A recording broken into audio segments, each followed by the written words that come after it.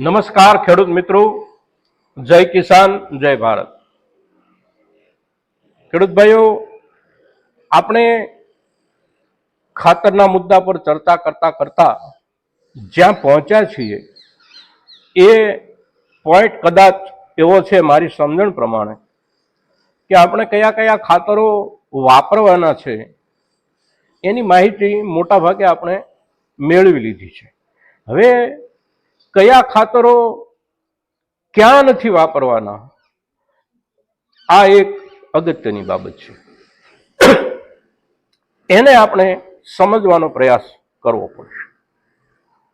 આપણે મોટા ભાગની ચર્ચામાં પાયાના ખાતરોની વાત કરી છે, સૂક્ષ્મ તત્વોની વાત કરી છે, કેટલાક પાકને લઈને વાત કરી છે। આજે આપણે જે વાત કરવાની છે એ જમીનની પ્રત અને એનો ખાતર સાથેનો સંબંધ, કયું ખાતર કઈ પ્રતની જમીનમાં વધારે ફાયદાકારક છે, અગર તો કયું ખાતર કઈ જમીનમાં નુકસાનકારક છે એની આપણે ચર્ચા કરી છે। એમાં પ્રથમ વાત આપણે પોટાશથી કરીશું।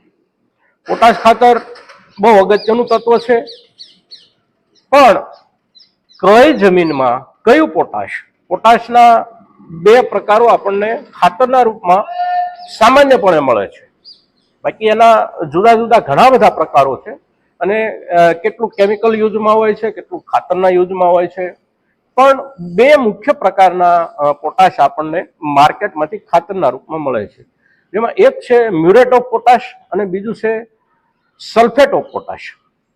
મ્યુરેટ ઓફ પોટાશ જે છે એની અંદર પોટાશનું પ્રમાણ 60% જેટલું આવતું હોય છે અને બાકીનો 40% જે જથ્થો છે એ કયું તત્વ છે આ પણ સમજવા જેવું છે। એવી જ રીતે સલ્ફેટ ઓફ પોટાશમાં પણ 53% 50% એવો હિસ્સો પોટાશનો આવતો હોય છે અને બાકીનું જે તત્વ એની અંદર છે ફિલિંગના રૂપમાં એ કયું તત્વ છે એના ઉપર પોટાશની આપણી વપરાશનો બહુ મોટો આધાર છે। મ્યુરેટ ઓફ પોટાશ જે છે એની અંદર બાકીના જે ફિલર છે એ ક્લોરાઇડ યુક્ત છે। ક્લોરાઇડ એટલે એક એવું તત્વ છે કે જે જમીનની ભાસ્મિકતાની પ્રતના હિસાબથી એની અંદર જે ચિકાશ આવે, કોઈ પણ પ્રકારનું પાણી ઝડપથી અંદર ન ઉતરે, પછી એ વરસાદનું પાણી હોય, આપણા કૂવાનું પાણી હોય કે કોઈ પણ પાણી હોય, એ પાણીને એ જમીન ઝડપથી પોતાની અંદર ગ્રહણ ન કરી શકે, આટલી ચીકણી જે જમીન થઈ જાય એની સાથે એનું કારણ જે મુખ્ય છે એ ક્લોરાઇડ છે।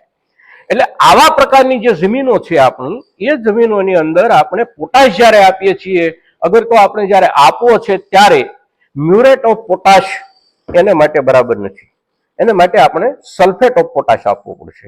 સલ્ફેટ ઓફ પોટાશમાં ક્લોરાઇડની સંપૂર્ણ ગેરહાજરી હોય છે અને એની અંદર બાકીનું જે ફિલર છે એમાં સલ્ફરની ટકાવારીઓ હોય છે અને એના કારણે ભાસ્મિક પ્રકારની જે આપણી જમીનો છે, ચીકણી જમીનો છે, જેની અંદર ક્ષાર એવી રીતે જમા થયો છે કે જમીનની શોષણ શક્તિ જે છે, કોઈ પણ પ્રકારના તત્વોની, પાણી સુધીના તત્વોની જે ગ્રહણ શક્તિ, શોષણ શક્તિ છે એ લગભગ બહુ ઓછી થઈ ગયેલી હોય છે। એટલે આવા પ્રકારની જમીનમાં આપણે મ્યુરેટ ઓફ પોટાશ વાપરવાનો નથી, સલ્ફેટ ઓફ પોટાશ વાપરવાનો છે।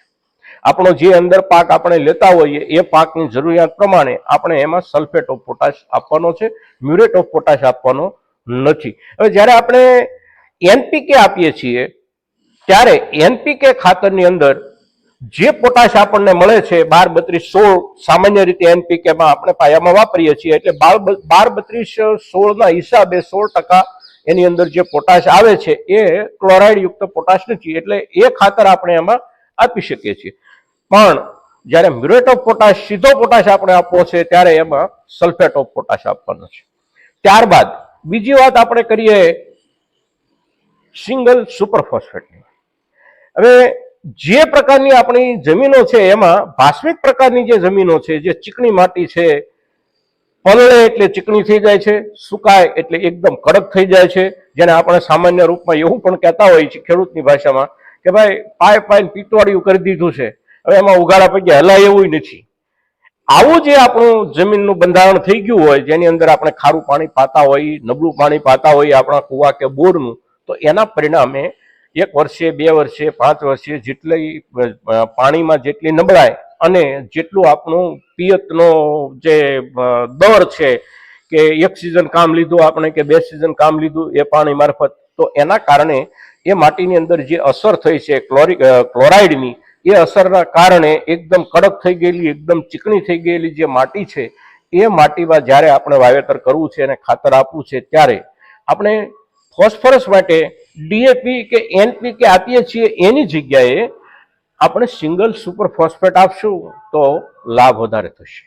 સિંગલ સુપર ફોસ્ફેટની એક લાક્ષણિકતા એ છે કે એની અંદર ફોસ્ફરસ જે 16% આવે છે એ તો આવે જ છે, 11% જે સલ્ફર આવે છે એ પણ આવે છે, પણ એની અંદર બાકીના ફિલર તત્વોમાં 19 થી લઈને 20-21% સુધી કેલ્શિયમ આવે છે, અને એ કેલ્શિયમ સલ્ફેટની સાથે સંયોજાય છે એટલે એ જે બાકીનું તત્વ છે એ આપોઆપ એક જીપ્સમનું કામ કરે છે.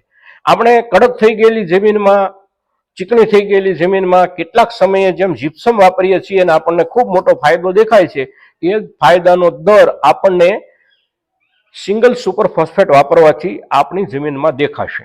કારણ કે જીપ્સમ જે છે, જીપ્સમનું જે બંધારણ છે એ કેલ્શિયમ અને સલ્ફેટનું સંયુક્ત સ્વરૂપ છે, અને એ કેલ્શિયમ અને સલ્ફેટનું જે સંયુક્ત સ્વરૂપ છે એ જમીન જે નબળી પડી ગઈ છે, જે ભાસ્મિક પ્રકારની થઈ ગઈ છે, જેની અંદર ક્લોરાઇડનું તત્વ ખૂબ મોટા પ્રમાણમાં હાજરી ધરાવે છે, એવી જમીનમાં ક્લોરાઇડને ખસેડી અને જમીનની ગુણવત્તા સુધારવાનું કામ જીપ્સમ કરે છે. અને જીપ્સમનો આપણને મોટાભાગના ખેડૂતોને અનુભવ છે.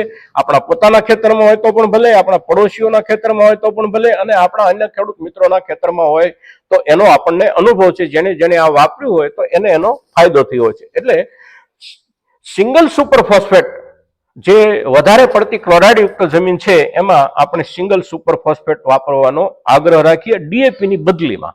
અને એવી જ રીતે પોટાશ આપવું છે તો મ્યુરેટ ઓફ પોટાશને બદલે સલ્ફેટ ઓફ પોટાશ આપણે આપવાનો આગ્રહ રાખીએ. સામાન્ય રીતે જમીનના ખૂબ બધા પ્રકારો હોય છે, પણ જે મોટા ભાગે આપણને વાવેતરમાં વધારે તકલીફ પડે, ઉત્પાદનમાં વધારે તકલીફ પડે, કેટલીક વસ્તુના વાવેતર અને કેટલીક વસ્તુના ઉત્પાદનમાં વધારે તકલીફ પડે એવી જે જમીનો છે એ જમીનોમાં પણ મોટા ભાગે આપણે ત્યાં 2 પ્રકાર હોય છે, એક ક્ષારી જમીન, એક ભાસ્મિક જમીન. હવે જે માટી વિજ્ઞાન છે એ ભાસ્મિક જમીન કોને કહે છે અને ક્ષારી જમીન કોને કહે છે, આ એક સમજવા જેવી વાત છે. આપણે મોટા ભાગે બંનેને એકી સાથે જોડતા હોઈએ છીએ કે ભાઈ ક્ષારી કયો કે ભાસ્મિક કયો, પણ એવું નથી. ક્ષારી જમીન એને કહેવામાં આવે છે કે જે જમીન પર ઝીણી ઝીણી બારીક ક્ષારની કણીઓ આપણને દૂર ઊભા દેખાતી હોય, સૂર્યપ્રકાશ એના પર પડે એટલે આપણને એ ઝીણી ઝીણી કણીઓ એકદમ ચમકતી દેખાય, અને એની સાથે એ જમીનની અંદર લૂણો મહત્તમ દેખાય. એ જે લૂણો જે જમીનની અંદર મહત્તમ દેખાય છે એ જમીન ક્ષારી જમીન છે. અને ભાસ્મિક જમીન જે છે એની અંદર આપણને લૂણો નથી દેખાતો. એ જમીન એટલી બધી કડક હોય છે અને પલળે ત્યારે એટલી બધી ચીકણી થઈ જાય છે કે આપણને એવું લાગે કે આમાંથી છોડ કેવી રીતે બહાર આવશે. એટલે જે ચીકણી અને કડક છે એ જમીન ભાસ્મિક જમીન છે, જે એકદમ પોચી ભરભરી અને જેમાં લૂણાનું પ્રમાણ ખૂબ વધારે છે. કારણ કે લૂણો છે એ ક્ષારનો જ એક પ્રકાર છે, એટલે જેમાં લૂણાનું પ્રમાણ વધારે છે એ જમીન ક્ષારી જમીન છે, જેમાં ચિકાસનું પ્રમાણ વધારે છે આ જમીન ભાસ્મિક જમીન છે. મિત્રો, હવે ક્ષારી જમીન, ભાસ્મિક જમીન, એના પીએચ આંકો, આ જે બધી અટપટી માહિતીઓ જે છે એના વિશે આપણે કોઈ એક વિડીયોમાં ખૂબ બધી સંયુક્ત રીતે અને તમામ પ્રકારની માહિતીઓ નથી આપી શકતા, એટલા માટે આપણે વિડીયો વાઇઝ જુદી જુદી અને બહુ સામાન્ય ટૂંકમાં માહિતી આપવાનો આપણે પ્રયાસ કરીએ છીએ. તો આજના વિડીયોમાં આપણે આ 2 ખાતરો પોટાશ અને સિંગલ સુપર ફોસ્ફેટ શેમાં આપવાનું, કેવા રૂપમાં આપવાનું, કેવી જમીન માટે આપવાનું, પાક જ્યારે એમાં આપણે લેતા હોઈએ છીએ ત્યારે કયા પાક માટે કેવા રૂપમાં આપવાનું, એને માટે આપણે આવતીકાલે કે 2 દિવસ પછી કોઈ પાક પર ચર્ચા કરશું. પણ અત્યારે માત્ર જમીનના આધારે કયું ખાતર વાપરવાનું છે એની આપણે ચર્ચા કરી છે. મિત્રો, તો આ વિડીયો અને આ માહિતી આપણા મહત્તમ ખેડૂત સમુદાય સુધી પહોંચે એવા પ્રયાસો આપણે સૌ ખેડૂતો કરશું. શક્ય તેટલો વધારે લોકો સુધી આ વિડીયો પહોંચે એવા આપણે પ્રયાસો કરવાના છે. જય કિસાન, જય ભારત.